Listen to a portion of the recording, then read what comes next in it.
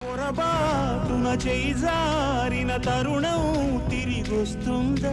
ప్రతి పూటొక పుటలా తన పాఠం వివరిస్తుందా?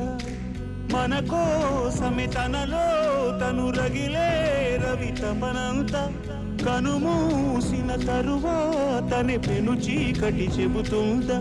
కడతేరని పయనాలెన్ని, పడదోసిన ప్రణయాలెన్ని అని తిరగే ఛాయా చరిత పుటలు, వెను చూడక ఉరికే కథలు, తమ ముందు తరాలకు స్మృతుల చితులు అందించాలా ప్రేమికులు. ఇది కాదే విధిరాత, అనుకోదేం ఎదురీత.